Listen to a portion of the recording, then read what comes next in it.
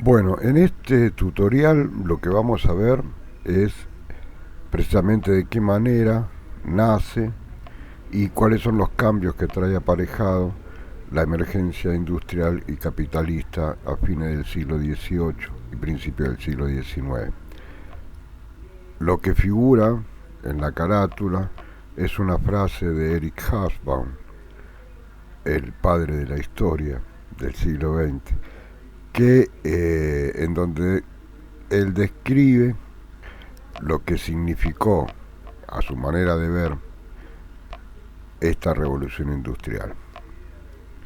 Ahora bien, también en el blog ustedes tienen una lectura de Hobsbawm que es obligatoria para que la vayan leyendo. La manera que quisimos exponer en este tutorial la emergencia industrial y capitalista va a ser en base a tres campos de análisis. El primero, las bases teóricas.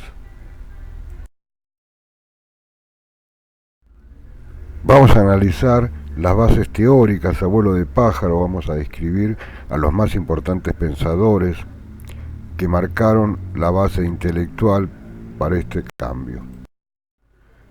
Lo segundo va a ser analizar los factores de desarrollo, esos elementos sociales que van modificándose precisamente por la emergencia industrial y capitalista en Europa. Y por último, los cambios sociales que se fueron dando, cómo los viejos actores políticos y económicos del antiguo régimen se fueron transformando en los actores generados por este cambio económico-social.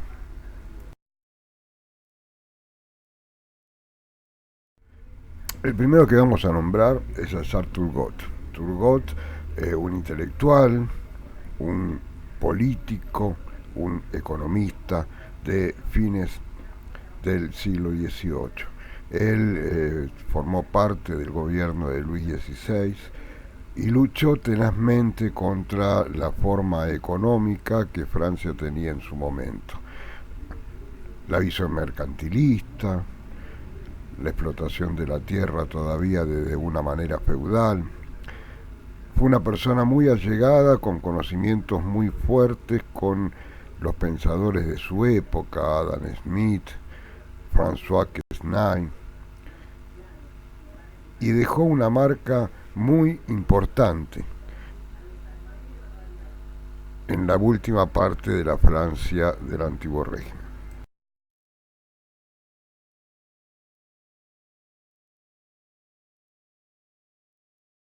El segundo pensador que vamos a nombrar es François Quesnay, también francés, creador o diseñador del pensamiento económico llamado fisiocracia. Él era un hijo de un gran propietario rural francés y su pensamiento radicó en que la verdadera posibilidad de generar riquezas para un país estaba en la correcta explotación de la tierra. Los bienes que nacían de la producción agrícola, que eran bienes comestibles y exportables. De ahí que se enfrentó contra el mercantilismo, posición económica que pensaba que la riqueza de las naciones estaba dado en la distribución de productos, comprar barato para vender caro, e instaló una visión muy particular que se dio tanto en Europa como en algunos lugares de América Latina. Por ejemplo, Belgrano era un fisiócrata, un asiduo lector de Quesnay. Ahora llegó el momento de hablar de Adam Smith, quizás el padre de todo el desarrollo económico, industrial, liberal de la Europa de fines del siglo XIX. Smith va a ser el que imponga que el Estado no tiene que inmiscuirse en las relaciones comerciales. Las relaciones comerciales deben ser liberadas a personas que participen del circuito económico. Siempre, va a decir Adam Smith en La riqueza de las naciones, su libro más importante, va a haber una mano invisible, la mano del mercado, que va a acomodar las cosas cuando sea necesario. El último de los pensadores que vamos a ver es a nuestro amigo David Ricardo. Lo vimos en clase y es una de las ideas, fuerzas que va a tener todo este sistema. David Ricardo, una generación posterior a Adam Smith, hombre a que admiraba y leía, representó la Inglaterra moderna. Él fue economista, pero también fue político e impulsó leyes que brindaron la posibilidad de la liberación de las fuerzas económicas en Inglaterra y la anulación de determinados sistemas de producción, por ejemplo el agrícola inglés de producción de trigo, que no podía competir con la producción de trigo mucho más barata de la Europa continental, y logró que se importe libremente ese trigo y bajar los costos del pan en Inglaterra sin necesidad de subvención estatal. Uno de los factores que mayor cambio trajo la era industrial fue sobre el trabajo y la emergencia del proletariado industrial. El trabajo en la sociedad industrial fue totalmente distinto que en la sociedad preindustrial. En primer lugar, el trabajador industrial dependerá de su salario, la entrega de su fuerza laboral por un jornal metálico. En segunda, la era preindustrial, el trabajo lo desarrollaban familias, que eran ocupadas en trabajos agrarios mayormente y consideraban su ocupación industrial como un segundo ingreso en épocas entre la siembra y la cosecha. Otra posibilidad sería la del artesano dependiente de un taller, que debió convertirse en trabajador de fábrica. Es importante tener en cuenta que en la etapa preindustrial existía una relación social y humana compleja que implicaban obligaciones de ambas partes. Había una red de contención a la persona que dedicaba su servicio al trabajo con el dueño o el patrono al quien servía. Este sistema se va a desmantelar posterior a la implantación de la etapa industrial.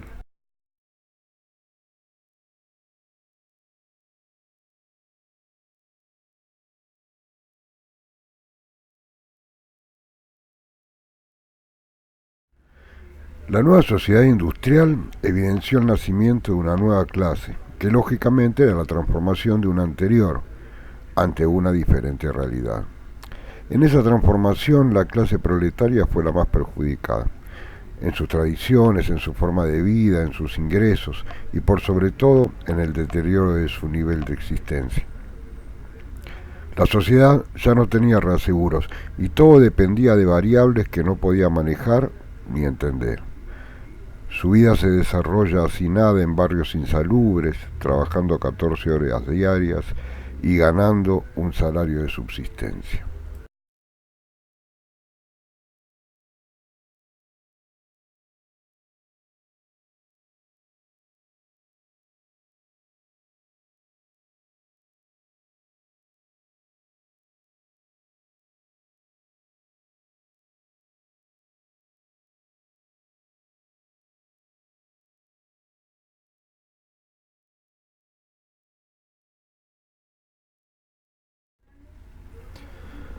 Otro actor que se va a modificar va a ser el gran propietario rural.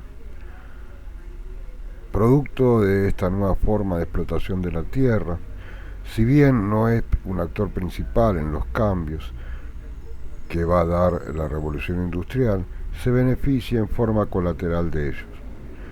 Una mayor población urbana necesitó de una mayor cantidad de alimentos que debía brindarle el campo. Si la tierra explotable no podía ampliarse más, debería rendir más o bien los alimentos deberían aumentar sus precios. Esta coyuntura ayudó a mantener a esta nobleza rural con poder y riqueza, que ahora debía compartir con la alta burguesía industrial. El poder que mantenía en el Parlamento le permitió generar leyes proteccionistas de la producción agrícola. Fueron un ejemplo social a seguir, tanto por sus costumbres, protocolos, etcétera, para la nueva clase dirigente. La burguesía copió sus modales, sus deportes y la clase con la que debía conducirse en la sociedad. La alta burguesía comercial e industrial, junto con la alta nobleza rural, ocuparán ahora el más alto peldaño social. Es una clase que se identifica a sí misma en lo económico, en lo social y en lo ideológico. Son los defensores de la propiedad y son conservadores en lo moral. Forman un bloque relativamente homogéneo que le permiten formar gobiernos liberales hasta la Primera Guerra Mundial. Van a copiar de la nobleza sus gustos refinados y el gasto suntuario, ese gasto que en otra época lo había criticado vehementemente. Se va a diferenciar en el sentido práctico de su cosmología. La virtud y el triunfo social lo va a dar esta vez la riqueza que logre acumular y el éxito en los negocios emprendidos.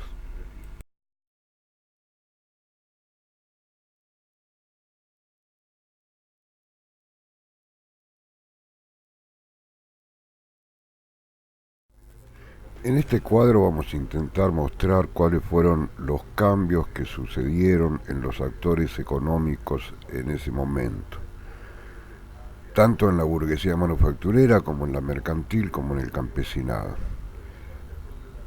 En los tres casos va a haber parte de esa población económica que logre transformarse. Los vamos a nombrar los más afortunados, los que logran adaptarse, incorporarse al nuevo cambio. En esos casos, cada uno va a tomar una función determinada dentro de la nueva sociedad. La burguesía manufacturera triunfante se va a convertir en esa burguesía industrial, productora, con máquinas, con fábricas para el mundo. La burguesía mercantil va a ser el que se convierte en el comerciante importador y exportador, esos que lleven a los puertos del mundo esa producción industrial de burguesía productora industrial. Y el campesinado que logra adaptarse al nuevo sistema se va a confundir con estos nuevos ricos y se convertirá él mismo en un latifundista rico. Los menos afortunados o los que no puedan ingresar de la manera que lo hicieron los primeros se van a ir adaptando al nuevo proletariado que conformará la mano de obra que dirija los burgueses triunfantes.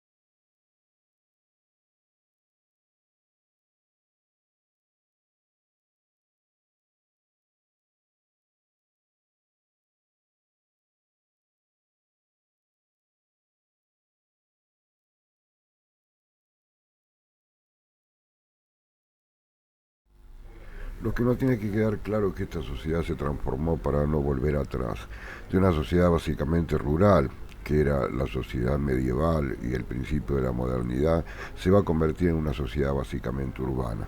Las ciudades van a tomar el protagonismo que antes tenía el campo. De una sociedad basada en estamentos, una sociedad rígida donde no había posibilidades de ascenso social, se va a convertir en una sociedad de clases, una sociedad en donde los protagonistas, los actores sociales, van a estar divididos también, pero por sus ingresos, por la capacidad de respuesta económica que tenga cada uno. Y algo que también nos tiene que quedar fijo es que esta burguesía más afortunada, que se convirtió en la burguesía industrial o el comerciante importador o exportador o es el latifundista rico, va a ser la nueva clase dirigente. Va a ser esa clase que va a manejar las políticas y el Estado de los países europeos desde las revoluciones burguesas, a partir de la Revolución Francesa, hasta las guerras mundiales. La revolución industrial inglesa del siglo XVIII, como cualquier movimiento social, económico, político, necesitó de factores endógenos y exógenos para desarrollarse. Llamamos factores endógenos que incursionaron dentro del propio centro de esta revolución. Y que la propia revolución lo generó en parte, como la acumulación de capital, los avances tecnológicos y la formación de una clase empresarial.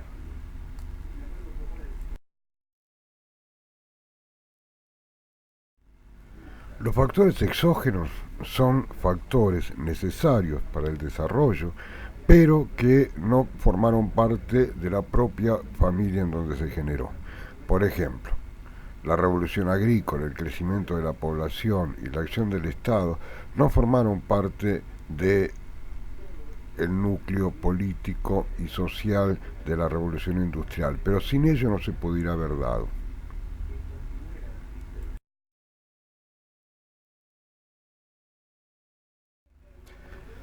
Tengamos en cuenta que la producción industrial primaria, la protoindustria, en Inglaterra como en Francia, estuvo en torno a una clase dirigente que fueron los fabricantes, que desarrollaron una empresa en base a la distribución de un trabajo terciarizado entre familias rurales.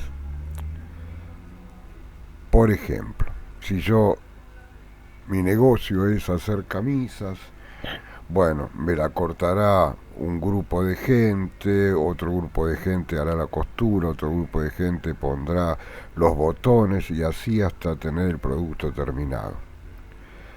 La diferencia entre esta clase productora y la clase productora industrial es la centralización de las diferentes etapas y la apuesta a incorporar máquinas de producción industrial.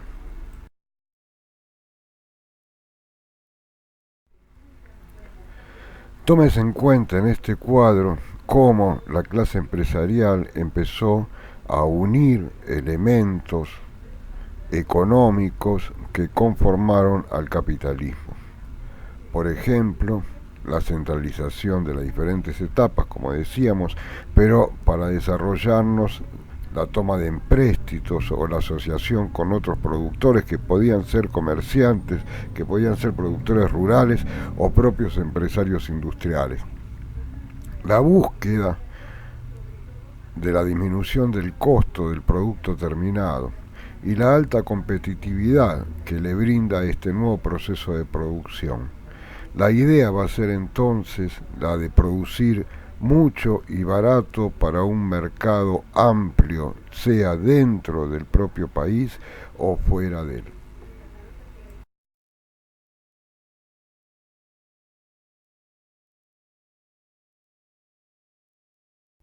Los cambios tecnológicos fueron un elemento indispensable para esta nueva revolución industrial. En un principio, como ponemos en el cuadro, se va a tratar de dar respuestas necesarias y puntuales a la industria. La técnica es una técnica muy simple, tomada del conocimiento básico adquirido en ese momento.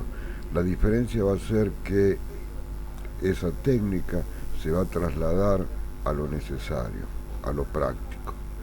Las máquinas a vapor se fueron perfeccionando para convertirse en máquinas industriales, posteriormente en máquinas de ferrocarril. Así se va a crear la máquina de Watt o la máquina de hilar inventada por Haber. Esas máquinas brindaron la posibilidad para el desarrollo de la industria capitalista.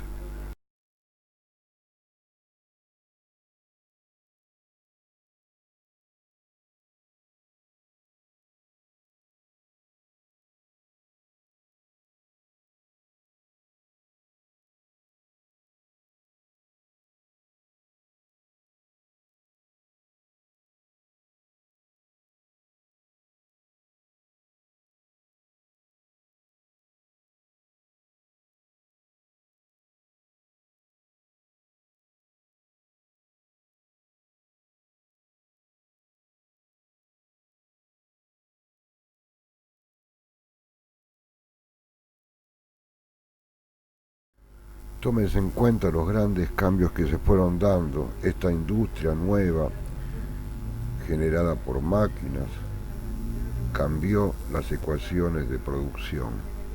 Si antes se necesitaban 100 obreros para que en 10 días produzcan 10.000 metros de tela, ahora la mitad de esos operarios producían el doble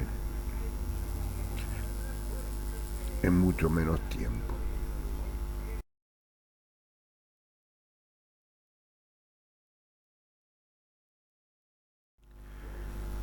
El cambio en la producción agrícola a partir del capitalismo brindó más alimentos de mejor calidad y a menor precio.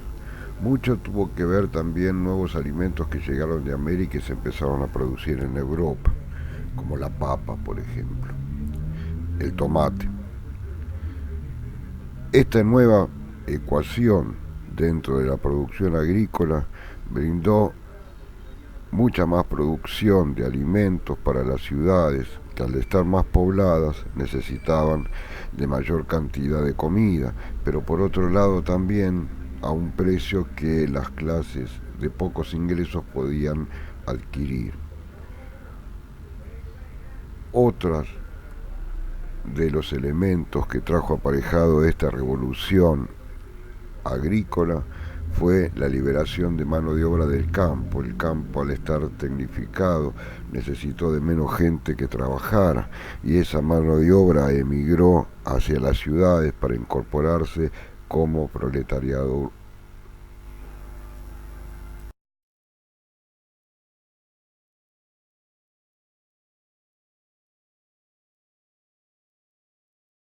El crecimiento de la población urbana también formó parte de este nuevo desarrollo de la industria capitalista e industrial. La mejor alimentación por la incorporación de nuevos alimentos y el desarrollo de la agricultura capitalista, la mejora en la higiene individual y social, como el tratamiento de los alcantarillados o del agua potable, sirvieron para que las poblaciones urbanas y las poblaciones en general vivieran más tiempo. La mejora en la medicina, la incorporación posteriormente de las vacunas y los antibióticos, sirvió para que una población mejor dispuesta al consumo general conformara una punta indispensable para el desarrollo capitalista.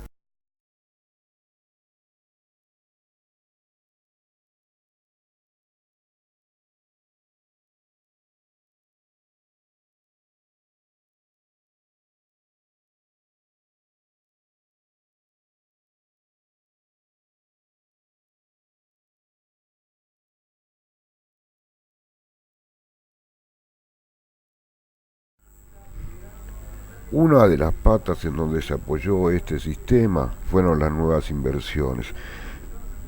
Inversiones que no solamente se hicieron en industria o en máquinas, sino también en infraestructura, en caminos, en logística, en minería para la extracción de carbón necesaria para el desarrollo de la energía para las máquinas, Además, una infraestructura financiera en seguros y en créditos. Todo esto permitió sostener el sistema capitalista instalado e instalar. De esa forma se generó lo que había pronunciado Smith, que el espiral de desarrollo liberal capitalista empezaba, pero no iba a tener fin.